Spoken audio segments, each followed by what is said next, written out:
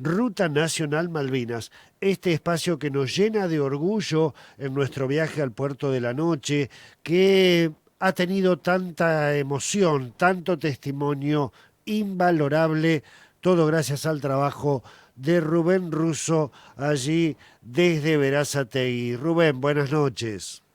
Sergio, querido, buenas noches, ¿cómo estás? Buenas noches a toda la audiencia, ¿cómo están? Bien, muy bien. Hoy vamos a poder hacer un recorrido por lo que fueron cada uno de los programas, pero uno recuerda en principio, Rubén, momentos de suma emoción. Sí, tal cual, y era bueno, tus palabras fueron acertadísimas, con toda esta variedad de temáticas que tuvimos y que de alguna manera nos habíamos propuesto siempre que estuvimos hablando con respecto de qué poder brindar desde nuestro modesto lugar hacia los demás con este programa, que no nos queríamos quedar solamente en lo que había sido la batalla o la anécdota del campo de batalla, si bien este, obviamente siempre es necesario escuchar para poder aprender y sobre todo también para escuchar a los otros, sobre todo los veteranos que tanto tiene por contar, porque cada veterano es una historia nueva, una mirada tal vez diferente a la de los demás, con todos los condimentos que puede tener un conflicto armado. Y esto bueno, también tener otra mirada de parte de escritores, inclusive que no fueron excombatientes, sino fueron investigadores, digamos, enamorados de, tal vez, por así decirlo, de la temática y de investigar hasta fondo para dar lo mejor en cada uno de los libros y que se conozca todo, no solamente lo del conflicto, sino de la parte histórica. Bueno, y esto que también hicimos con Pablo, de ver en qué posición estábamos frente al reclamo legal, ya no en un conflicto armado, sino en qué parte nos estábamos ubicando como país, como nación, para recuperarlo por la vía diplomática, por así decirlo. Rubén, vamos a comenzar con el recorrido de algunos de los programas que tuvimos durante este año. Y bueno, por allí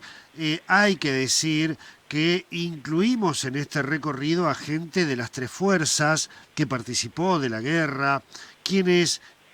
llegaron primero allí a las islas en esta recuperación, quienes manejaron aviones que bombardearon el portaaviones Invencible, por ejemplo, quienes rescataron a compañeros desde un helicóptero, quienes participaron de las batallas más cruentas, quienes estuvieron hasta el último minuto en el crucero General Belgrano, etcétera, etcétera, etcétera. Esto también ha sido un trabajo personal tuyo y de muchísima gente que ha colaborado para que tuviéramos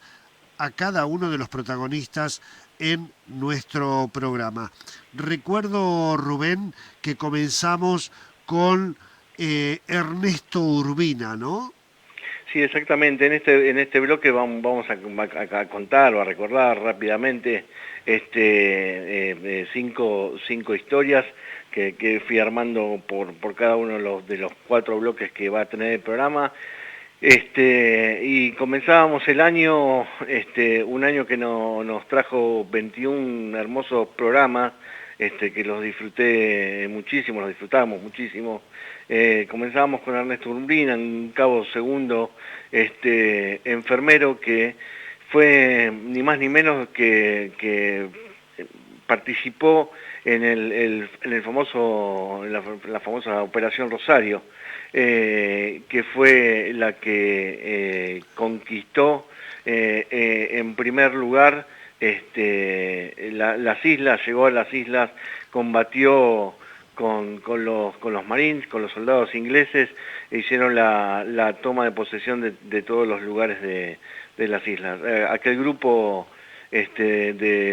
fundamentalmente de buzos tácticos y de comandos anfibios, donde Urbina era enfermero y donde estuvo en ese momento primero y tan crucial, en donde, llegado a la casa del gobernador, que estaba trincherado en Puerto Argentino, donde se produce la primera muerte, la de Pedro Giaquino, también Urbina es herido, es mal herido, y bueno, entonces ya tuvo que ser trasladado a Continente. Ahí fue donde para él se terminó el conflicto, pero fue un momento clave, obviamente, en la recuperación de las islas. Después estuvimos hablando con Oscar Ledesma. Oscar Ledesma, bueno, más allá de sus actos heroicos y haber entregado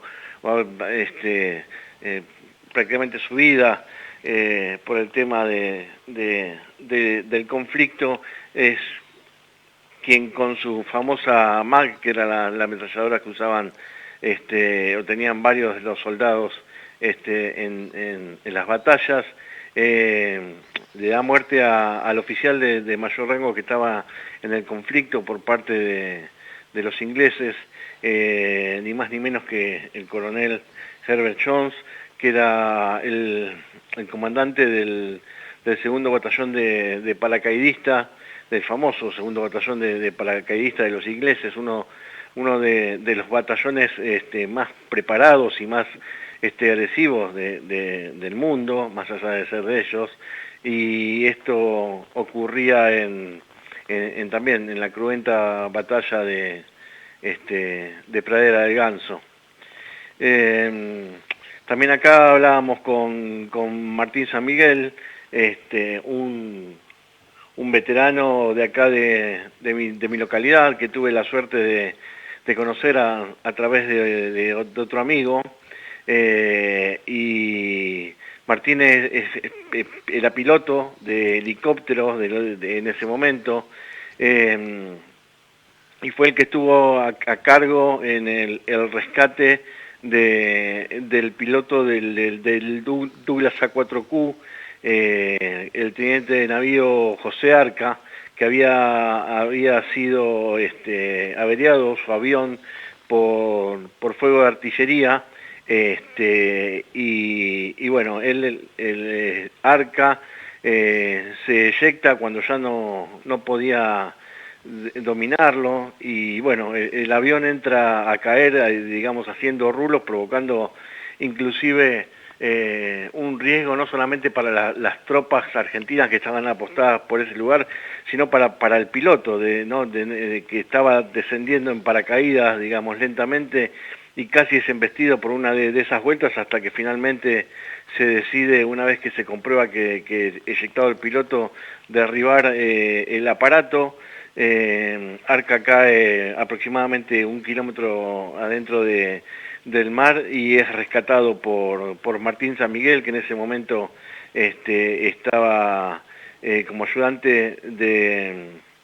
de uno de Rodolfo Svensson, si no me equivoco, era el piloto que manejaba, bueno, los famosos UH-1H, y es que con mucha dificultad San Miguel recoge a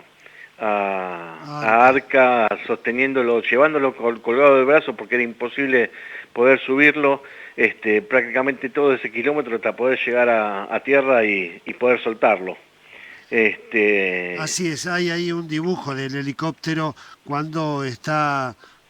tomándolo allí, ahí lo estamos compartiendo en pantalla, ese dibujo tremendo del helicóptero y San Miguel tomándolo de los brazos a Arca, rescatándolo del mar allí en nuestras Islas Malvinas. Tremendo Sí, dibujo. y San Miguel ya ha subido a los esquíes, porque lo primero que no podían subirlo por el tema de que tenía el chaleco salvavidas, no le permitía mucha movilidad. A su vez, Exactamente. todo el viento que larga el helicóptero lo metía para abajo, era imposible poder agarrarlo hasta que le dan el indicativo de que se saque el chaleco, se aleja el helicóptero, se saca el chaleco, se vuelve a acercar, y ya con el hombre, digamos, sin el chaleco, lo puede manotear de un brazo. Dijimos aguantamos, y ahí lo llevó ese kilómetro y lo pudo dejar en tierra, de ahí fue después obviamente asistido como corresponde. El otro momento emotivo, recuerdo ahora, el de Pedro Galassi, que fue el hombre que era el segundo comandante del crucero General Belgrano, que estuvo en esa foto emblemática hasta el último minuto antes de que desapareciera en el mar. En realidad ese fue Héctor Bonzo. Ahora lo vamos a ver en el otro bloque. Si bien Pedro Galassi fue el comandante del crucero General Belgrano, recuerdo que nos contaba, bueno, obviamente todas las penurias y las dificultades que tuvieron que soportar con el hundimiento de la nave, de tener que abandonarla, el tema de ir con las balsas. Bueno, hemos visto bastante del crucero General Belgrano. Ahora en otro de los bloques también vamos a hablar un poquitito más. Y en este bloque también cerramos con el tema de la vigilia del 2 de abril. Hablamos con Javier Segovia, que fue ex compañero mío en una de las escuelas donde trabajo, y bueno, uno de los que está a cargo de los custodios malvineros, que son los de la agrupación de Berazategui, los que se están encargados de cuidar la réplica del cementerio de Darwin, acá en nuestro cementerio local, y los que organizan también todo lo que es la vigilia del 2 de abril. En esa vigilia la verdad que fue un honor y un orgullo que me hayan permitido ingresar los veteranos para poder vivirlo desde adentro, para poder contarlo esto en el programa. Y bueno, fue la noche previa al 2 de abril, donde siempre se juntan y hacen un almuerzo de camaradería, algunos charlan, otros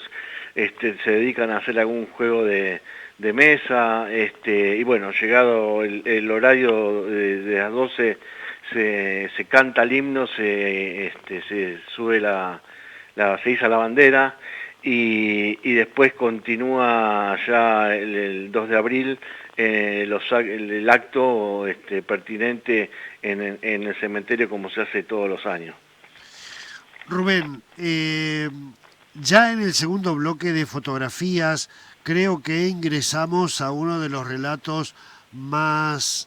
conmocionantes que tuvimos sobre batallas específicamente en aquella guerra. Recuerdo la charla con Delgadillo, ¿no? Sí, exactamente, Delgadillo, que era en su momento sargento de la compañía Comando 602, con jefe ni más ni menos que Aldo Rico, nos contaba que era, bueno, todas las vicisitudes que tuvo que soportar muchas veces en varias de las batallas, sobre todo en esta que también es famosa, la famosa de Top Malo House, que fue el 31 de agosto, y donde él tenía la tarea era el apuntador de misil con el famoso misil tierra-aire Blowpipe. Así que, bueno, supimos de su relato directo, cómo era todo en ese momento. Como dije recién, también de las batallas más bravas o más encarnizadas, si se quiere, del conflicto. Hablamos también con Ramón Barrio Nuevo, que bueno, era su oficial principal en ese momento, y es como vos decías hace un ratito, uno de los dos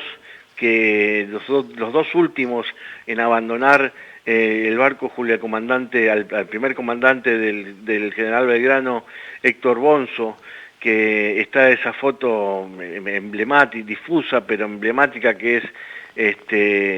el general Belgrano ya con su proa, por lo menos los primeros 10 metros de proa prácticamente ya no existían, y la figura de ellos dos cuando ya el barco está escorado en un ángulo bastante bastante complicado y que no les quedaba otra, ya estaban seguros de que no había nadie más en la nave y bueno, cuenta la anécdota que Bonzo no quería tirarse, quería hundirse con el barco, perdón, y es Barrio Nuevo que le dice, comandante, si usted no se tira, yo tampoco, nos hundiremos los dos, y bueno, es ahí que después deciden arrojarse, y como pueden llegan a las balsas también nadando, y un poco las balsas acercándose antes de que sean succionados por el hundimiento del barco, y bueno, nos contó toda esa anécdota también de estar sobreviviendo en esas balsas unas cuantas horas. Bueno, Héctor Bonzo ya falleció en el 2009 aproximadamente, si no me equivoco.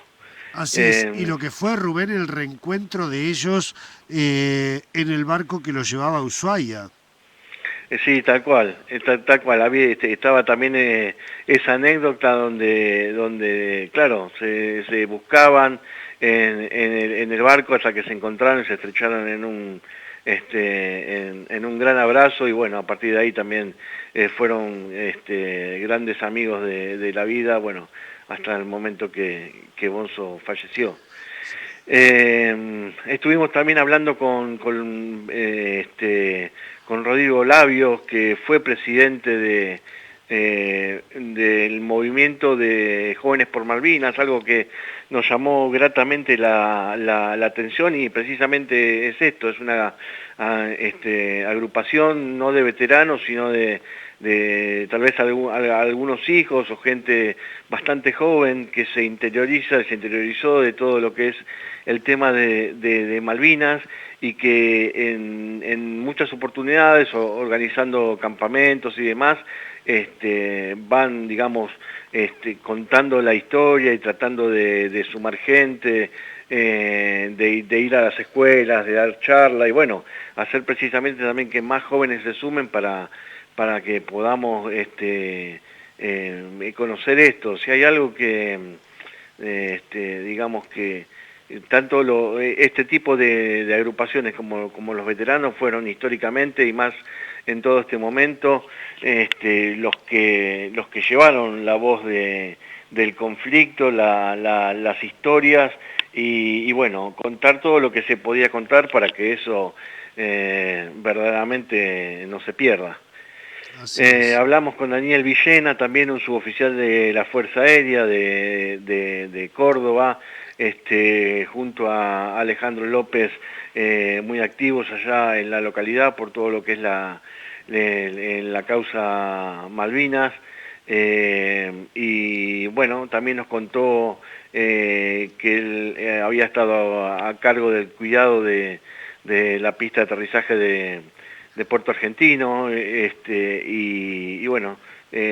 cómo habían sido los primeros bombardeos y demás. Y también hablamos con Luis Emilio Cisneros, que también fue una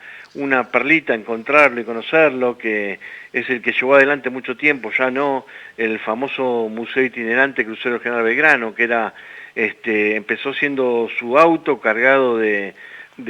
maquetas y de cosas alusivas a la guerra que le iban dando o él iba haciendo, pero fundamentalmente, perdón, maquetas de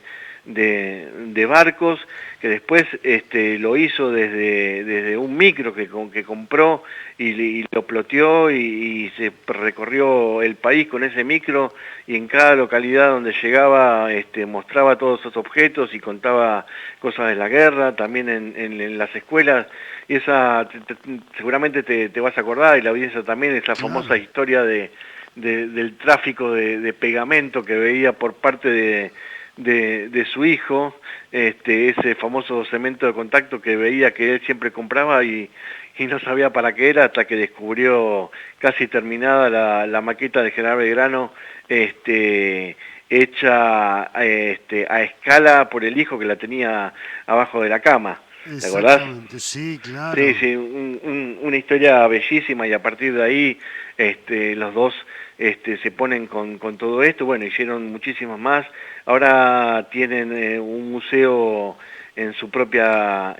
casa, que ojalá que lo pueda ir a visitar en algún momento, y bueno, haciendo todo también para poder contar la historia y para malvinizar. Me acuerdo de esos momentos realmente donde vos vas recordando, le debe pasar lo mismo a la audiencia, ¿no? De aquellos programas donde tuvimos sensaciones tan fuertes a partir del relato, de la participación, de la charla en cada uno de nuestros programas. Ya en el tercer bloque de fotos, Rubén, creo que también allí hay momentos muy sensibles, muy emotivos, tienen que ver, por ejemplo, la charla que tuvimos con Gerardo Isaac. Exactamente, con Gerardo Isaac, era de piloto de la Fuerza Aérea, quien estuvo a cargo de una de las misiones más importantes y más exitosas que tuvo la Argentina en el conflicto, que no era ni más ni menos que arrojar el último y único que Exocet que quedaba en ese momento y bueno, y no era ni más ni menos que contra el Invencible, cosa que se logró, que ya tuvimos también la charla con con Alejandro, ay me olvidé el apellido. Bueno, ahora ya me voy a acordar. Quien fuera el piloto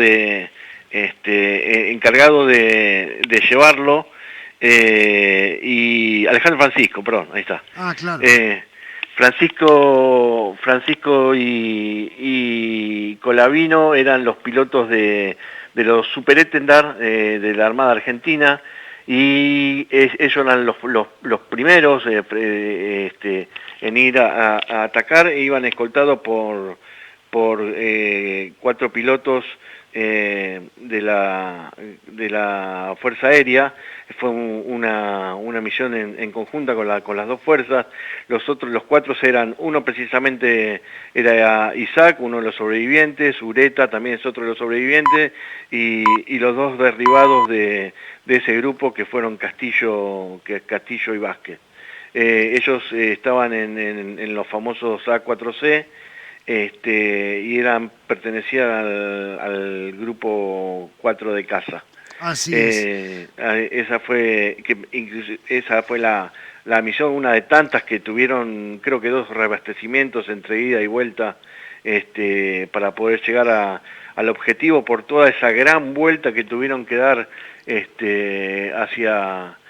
el sur para no ser interceptados por los radares de la fuerza y para darle un ángulo de ataque que los ingleses no se esperaban y así fue. También ahí tenemos, Rubén, lo que es el faro de Claromecó, con esa bellísima historia que vos pudiste rescatar allí, que tiene que ver también con un radioaficionado de nuestra zona. Sí, uno de los momentos más lindos, sobre todo por esto que vos decís, ¿no? Por esto de por ahí rescatar cosas que no estaban muy bien contadas o registradas y que me parece que le dimos un empujoncito a eso, porque además también tuvimos la suerte a partir de ese programa que en realidad lo habíamos hecho para Fotos con Historia, de contar con uno de los oyentes, con Rodolfo Gulián, un amigo ya de la casa y un amigo que me dio la vida y que me dio este programa, que tuve la suerte de conocerlo este año cuando estuve por allá por Neuquén, igual que te conocí personalmente a vos, y de la mano de él supimos un montón no solamente de datos técnicos, sino de otros datos que no teníamos para poder completar la historia. Lito López Cabaña era un radioaficionado que junto a otros hicieron una antena muy particular que captaba todas las comunicaciones de la flota inglesa y no solo las captaba y a partir de ahí los datos interesantes los pasaban, digamos, a las Fuerzas Armadas para ver qué podían hacer, sino que también la interferían de la mano de una amiga que tenían ahí que hablaba un inglés fluido y que era la que intervenía en las comunicaciones causando confusión y demás. Una historia una historia de preciosa, película, realmente, una historia realmente. hermosa. Rubén, bueno, el recorrido de este año también incluyó el aporte tuyo sobre los monumentos que fuiste encontrando en distintos lugares. Sí, en todos estos últimos viajes, siempre que paso por alguna localidad, aunque esté de paso y entro para retratar los monumentos que hay. Esta fue la segunda parte de monumentos, y ahí puse simplemente tres. Puse el monumento de Comodoro, que es un monumento muy lindo que está junto al mar, ahí sobre la Ruta 3. Puse la foto del monumento del Cóndor también, que es algo que descubrí el año pasado y que, digamos, arquitectónicamente es también bellísimo, porque está todo arriba de un acantilado y desde ahí se ve el mar y se ve toda la villa turística El Cóndor, y a unos 100 metros, 150 metros está el faro, así que es un lugar precioso donde se destacan las tres fuerzas,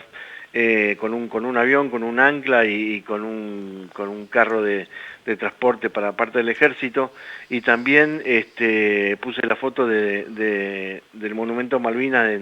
en San Antonio Oeste, Así es. como resumen, ¿no? Porque hubieron muchísimos más. Acá también tuvimos al escritor Oscar Tevez, que fue el que escribió fundamentalmente sobre la batalla de Praia de Ganso, uno de los libros que mejor crítica tienen sobre la guerra de Malvinas, y los que lo dan como de los mejor investigados al respecto. Le llevó muchísimo tiempo, muchísimos años. Tevez no fue veterano de guerra, si bien tenía 18 años a la altura en el momento del conflicto, no participó, pero bueno, era muy aficionado a lo que es la historia, y a partir del conflicto la empezó a estudiar, la empezó a investigar, como él decía, con todas esas, digamos, esas, no sé si contras, pero digamos, no es que hoy apretaba un botón como tenemos internet y vamos para un lado o para el otro. Ahí en ese momento no existía nada de eso, la documentación era poca, así que le llevó muchísimos años ir a archivos, averiguar, tratar de localizar fotografías. Hizo un libro de los mejores que hay para leer sobre el conflicto.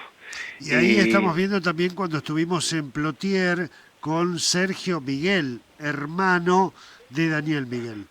exactamente, hermano de Daniel Miguel, una historia también muy, muy conmovedora, porque, bueno, obviamente Daniel Miguel falleció en combate, era teniente de corbeta, muy joven en el momento del conflicto. Él manejaba el famoso Aeromachi o Aermachi, el modelo MB339,